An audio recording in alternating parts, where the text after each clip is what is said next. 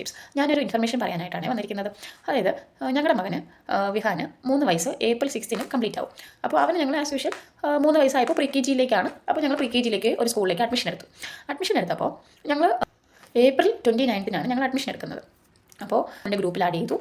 Payment, advance പേയ്മെൻറ്റും donation എല്ലാം കഴിഞ്ഞു. ഞങ്ങൾക്കൊരു സ്ലിപ്പ് തന്നു. അപ്പോൾ യൂണിഫോം അവർ പറയുന്ന ഷോപ്പിൽ തന്നെ പോയി മേടിക്കണം എന്ന് പറഞ്ഞു. ഞങ്ങൾ 2-3 തവണ ആ ഷോപ്പിൽ പോയി. അതിനുശേഷമാണ് അവൻ്റെ സൈസ് ഫിറ്റ് ആയത്. അപ്പോൾ അത് ഞങ്ങൾ കളക്ട് ചെയ്തു. 29 സ്കൂൾ സ്റ്റാർട്ട് ചെയ്യുന്നത്. അപ്പോൾ ഞങ്ങളടുത്ത് പറഞ്ഞു 20 വന്ന് ടെക്സ്റ്റ് കളക്ട് ചെയ്യണം. അപ്പോൾ ഇതിനോടകം ഞങ്ങളുടെ ഗ്രൂപ്പിൽ ഞങ്ങൾക്ക് ഓരോ അപ്ഡേറ്റ്സ് തന്നുകൊണ്ടിരിക്കുകയാണ്. ID കാർഡിൻ്റെ ഡീറ്റെയിൽസ് കൊടുത്തു. ബാക്കി എല്ലാ കാര്യങ്ങളും അങ്ങനെ ഡീറ്റെയിൽസ് അങ്ങനെ ചോദിച്ചുകൊണ്ടിരിക്കുകയാണ്. അപ്പോൾ ഞങ്ങൾ 20 ടെക്സ്റ്റ് മേടിക്കാനായിട്ട് ആ വെൻഡേഴ്സ് വരുന്ന 20 മാത്രമേ ഉണ്ടാവുള്ളൂ. അപ്പോൾ അന്ന് തന്നെ ടെക്സ്റ്റ് മേടിക്കണം എന്ന് പറഞ്ഞു. ഞങ്ങൾ ടെക്സ്റ്റ് മേടിക്കാനായിട്ട് അച്ഛൻ പോവുകയാണ്. അപ്പോൾ ടെക്സ്റ്റ് വാങ്ങാൻ ചെന്നപ്പോഴത്തേക്കാണ് അച്ഛൻ്റെ അടുത്ത് പറയുന്നത് മോൻ്റെ അഡ്മിഷൻ റിജക്റ്റ് ആയിട്ടുണ്ട്. അവരുടെ റൂൾ അനുസരിച്ചിട്ട് ഏജ് ക്രൈറ്റീരിയ ഏപ്രിൽ 2 3 വയസ്സ് കംപ്ലീറ്റ് ആവണം എന്നാണ് അവർ പറയുന്നത്. ശരി, അവരുടെ റൂൾ അങ്ങനെ ആയിരിക്കാം. പക്ഷേ ഇവരെന്തുകൊണ്ട് നമ്മുടെ അടുത്ത് പ്രയറായിട്ട് ഇൻഫോം ചെയ്തില്ല? അതായത് 1 മന്ത് നമുക്ക് അഡ്മിഷൻ എടുത്ത് 1 മന്ത് കഴിഞ്ഞതിന് ശേഷമാണ് നമ്മുടെ അടുത്ത് ഇൻഫോം ചെയ്യുന്നത് ഇവർ.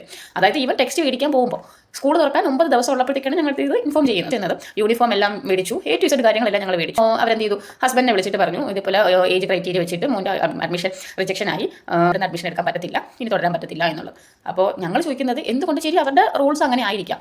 എൻ്റെ മോൻ്റെ ബർത്ത്ഡേ വരുന്നത് ഏപ്രിൽ 6 ഇവർ പറയുന്നത് ഏപ്രിൽ 2 3 വയസ്സ് കംപ്ലീറ്റ് ആവണം എന്നാണ് പറയുന്നത്. ഓൾറെഡി ഇപ്പോൾ എല്ലായിടത്തും എല്ലാ സ്കൂളിലും അഡ്മിഷൻ എല്ലാം ക്ലോസ് ചെയ്തിരിക്കുകയാണ്. അതായത് എല്ലാവരും ഫില്ലായിട്ടുണ്ട്. കാരണം വെച്ചാൽ സ്കൂൾ തുറക്കാൻ ഇനി അധിക ദിവസങ്ങളില്ല. ഞങ്ങൾ ഇവിടത്തേക്ക് പ്രതീക്ഷിച്ച് ഞങ്ങൾ എല്ലാ കാര്യങ്ങളും ഒരുക്കി വെച്ചിരിക്കുകയാണ്. സ്കൂൾ മറ്റൊന്നുമല്ല, നമ്മുടെ വീടിനടുത്ത് തന്നെയുള്ള എയർഫോഴ്സ് സ്കൂളാണ്. അപ്പോൾ എയർഫോഴ്സ് സ്കൂൾ നോൺ എയർഫോഴ്സ് ആൾക്കാർക്കും അവിടെ അഡ്മിഷൻ എടുക്കാവുന്നതാണ്. കുറച്ച് ഫീസ് തന്നെ ഉണ്ടാവും. അപ്പോൾ നോൺ എയർഫോഴ്സ് ആൾക്കാർക്കും അവിടെ അഡ്മിഷൻ എടുക്കാവുന്നതാണ്. അപ്പോൾ അവരുടെ സ്കൂൾ മാനേജ്മെൻറ്റിൻ്റെ കെയർലെസ്നെസ് ആണ് നമ്മളിതിൽ കാണുന്നത്. ഉള്ളവർക്ക് അത് വരാതിരിക്കാനാണ് ഞാൻ ഇങ്ങനെ ഒരു വീഡിയോ ചെയ്യുന്നത്. അഡ്മിഷൻ എടുക്കുന്ന സമയത്ത് ഞങ്ങൾ കുഞ്ഞിൻ്റെ ബർത്ത് സർട്ടിഫിക്കറ്റ്, ആധാർ ഇതെല്ലാം അവിടെ പ്ലെഡ്ജ് ചെയ്തതാണ്. എക്സാമ്പിൾ പറയുകയാണ്, 10ാം ക്ലാസ്സിൽ പഠിക്കുന്ന ഒരു കൊച്ചിന് 10th എക്സാം എഴുതണമെങ്കിൽ ഏജ് ക്രൈറ്റീരിയ ഉണ്ടെന്നൊക്കെയാണ് പറയുന്നത്. അതായത് ഏജ് കംപ്ലീറ്റ് ആവണം എന്നുള്ളത്. അപ്പോൾ അതുകൊണ്ട് നിങ്ങൾക്കും ഭാവിയിൽ ഇങ്ങനെ ഒരു പ്രശ്നം വരാതിരിക്കട്ടെ. കുഞ്ഞുങ്ങളെ സ്കൂളിലേക്ക് ചേർക്കുമ്പോഴത്തേക്ക് നമ്മൾ വ്യക്തമായി അവരോട് ചോദിക്കുക, നിങ്ങൾക്ക് ഏജ് ക്രൈറ്റീരിയസ് എന്തെങ്കിലും ഉണ്ടോ, കുഞ്ഞിൻ്റെ ഡേറ്റ് ഓഫ് ബർത്ത് വളരെ വ്യക്തമായിട്ട് നിങ്ങൾ അവരുടെ അടുത്ത് പറയുക. ഞങ്ങൾ അഡ്മിഷൻ എടുക്കാൻ പോയപ്പോഴത്തേക്ക് ഞങ്ങളടുത്ത് ചോദിച്ചു ഏപ്രിൽ കുഞ്ഞിന് 3 വയസ്സ് കംപ്ലീറ്റ് ആവുമെന്ന് ചോദിച്ചു. അപ്പോൾ ഞങ്ങൾ പറഞ്ഞു ഏപ്രിൽ 6 അവൻ്റെ ബർത്ത്ഡേ എന്ന് പറഞ്ഞു. അപ്പോൾ ഇവർ അത് ശ്രദ്ധിച്ചില്ല. ഇങ്ങനെ ഒരു റൂൾ ഉണ്ടെന്നുള്ളത് ഞങ്ങളുടെ അടുത്ത് ഇൻഫോം ചെയ്തിട്ട് വന്നപ്പോഴത്തേക്ക് ഫോം ഫില്ല് ചെയ്യാൻ തന്നപ്പോൾ അതിലൊന്നും പറഞ്ഞിട്ടില്ല. അപ്പോൾ ഞങ്ങൾക്ക് വന്നൊരു അനുഭവം നിങ്ങൾക്ക് ആർക്കും വരാതിരിക്കട്ടെ. കുട്ടികളെ സ്കൂളിലേക്ക് ചേർക്കുമ്പോൾ എല്ലാവരും ഇതൊന്ന് ശ്രദ്ധിക്കുക. Okay, thank you.